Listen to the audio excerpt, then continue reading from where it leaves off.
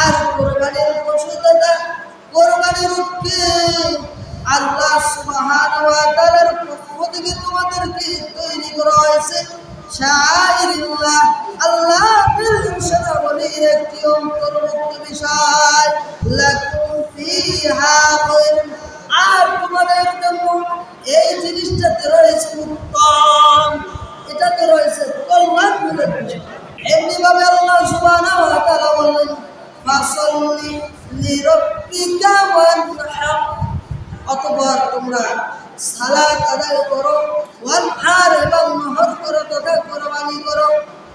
এমনিভাবে আপনার আমার নবী বিশ্ব নবী কোরবানির সম্পর্কে বললেন মা কানা লাহু সাআতুন ওয়া লাম ইউযহি ফালা ইয়াকরাবান্না মুসাল্লানা, যেই ব্যক্তি কোরবানি করার সামর্থ্য রয়েছে কিন্তু কোরবানি করে না, আপনার আমার নবী বিশ্ব নবী বলে ফালা ইয়াকরাবান্না মুসাল্লানা, সেই ব্যক্তি যেন আমাদের কোরবানির মাঠে ঈদগার মাঠে না আসে। নাউযুবিল্লাহ।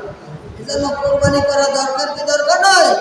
এমনিভাবে নবী আলাইহিস সালাম বললেন যে মা যাবাহা ক্বাবলা সালাতিন, সেই ব্যক্তি কোরবানির নামাজের পূর্বে পশু জবেহ করলো, ফাল ইউঈদ, সেই ব্যক্তি যেন নামাজ আদায়ের পরে আবার যেন কোরবানির পশু জবেহ করে। এজন্য কোরবানির নামাজের পরে ছাড়া কোরবানির পশু জবেহ করা যাবে না? যাবে? কোরবানির পশু নামাজের পূর্বে যদি জবেহ করলে কোরবানি করা না হয়, নামাজের পরে আবার নতুন করে আরেকটা পশু জবেহ করতে হয়, তাহলে এর গুরুত্ব আছে কি আছে না? এই আয়াত এবং এই হাদিসের কারণে অনেক উলামায়ে কেরাম কোরবানিকে করাকে কেউ বলেছেন ওয়াজিব, আবার কেউ বলেছেন সুন্নাতে মুআক্কাদা, তথা কথা প্রায় একই কথা। সুন্নাতে মুআক্কাদার গুরুত্ব এবং ওয়াজিব প্রায় ফরজের কাছাকাছি, এর অনেক গুরুত্ব আছে। অতএব যাদের সামর্থ্য রয়েছে তাদেরকে অবশ্যই কোরবানি করতে হবে। হবে কি হবে না?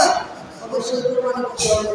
এই পর্যায়ে আমাদের জানতে হবে কোরবানির উদ্দেশ্য কি, উদ্দেশ্যে কোরবানি করব।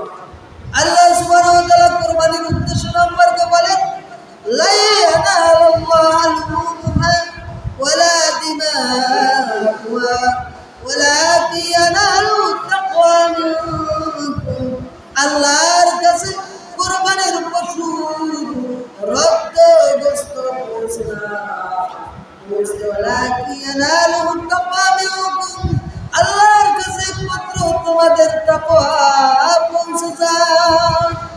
তার মানে কোরবানির উদ্দেশ্য আছে আল্লাহর তাকওয়া অর্জন করা, আল্লাহ ভীতি অর্জন করা, ঠিক কি না? এজন্য আল্লাহ ভীতি অর্জনের জন্য আমাদেরকে কোরবানি করতে হবে। অন্য কোনো উদ্দেশ্যে কোরবানি করা যাবে?